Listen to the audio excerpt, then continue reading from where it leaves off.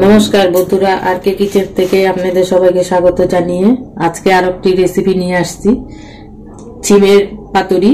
চিম তো সবাই খেয়েছেন, তা আজকে যেভাবে বানাবো এভাবে বানিয়ে খাবেন, ভালোই লাগবে। একটা অন্যরকম একটা রেসিপি। তো দেখুন আমি কিভাবে বানাই। কড়াই বসিয়ে দিয়েছি, কড়াইতে তেল দিয়ে দিয়েছি। তেলটা গরম হলে তারপরে শুরু করব রান্নাটা।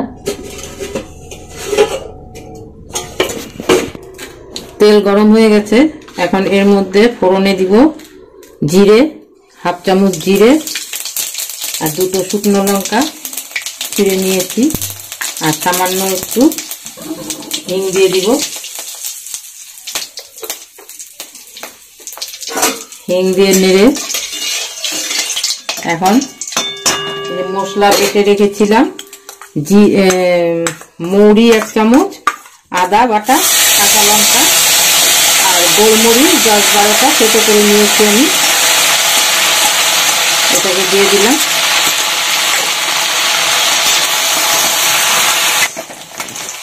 ভাজা হয়ে গেছে, এখন এর মধ্যে দুটো আলু ছোট ছোট করে কেটে রেখেছিলাম, এই আলু দিয়ে দিলাম। এখন সিমগুলো দিয়ে দিচ্ছি।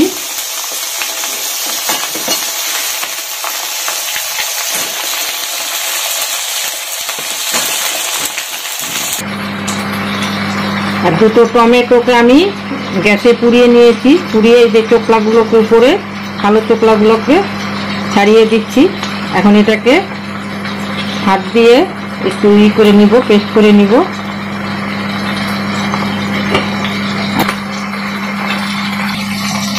হলুদ গুঁড়ো,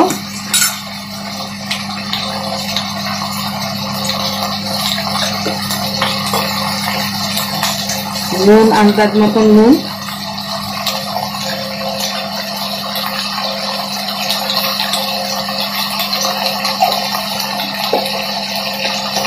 দিয়ে এটাকে নেড়ে চেড়ে একটু ভাজা ভাজা হলে তারপরে টমেটো পেস্টটাকে দিয়ে দিব।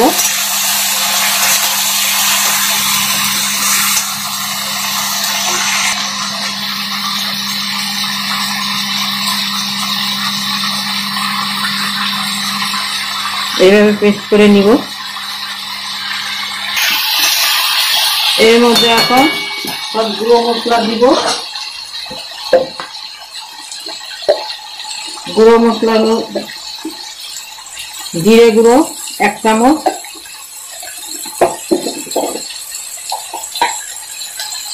ধনে গুঁড়ো 1 চামচ,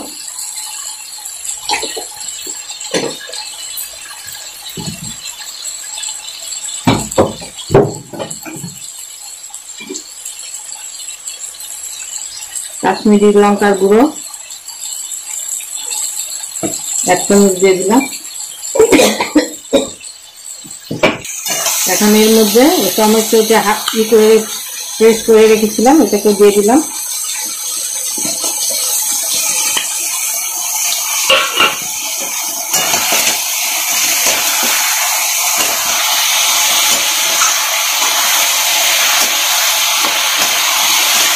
এটা একদম অন্যরকম চিম চচ্চড়ি।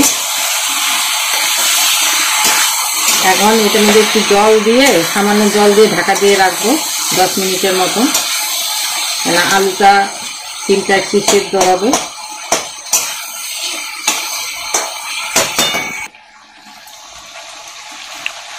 এখন এর মধ্যে হাফ চামচ একটু চিনি দিয়ে দিলাম, সামান্য একটু জল দিয়ে ঢাকা দিয়ে রাখবো 10 মিনিটের জন্য। 10 মিনিট পরে দেখবো কেমন হলো। এখন এটাকে ঢাকা দিয়ে রাখছি, 10 মিনিট পর আবার আসছি। 10 মিনিট পর ফিরে আসলাম। মাঝখানে একবার নেড়ে দিয়েছিলাম নিচে লেগে না যায়। হয়ে গেছে রান্নাটা। এখন এর মধ্যে গরম মশলা আর ধনে পাতা কুচি ছড়িয়ে দিলাম।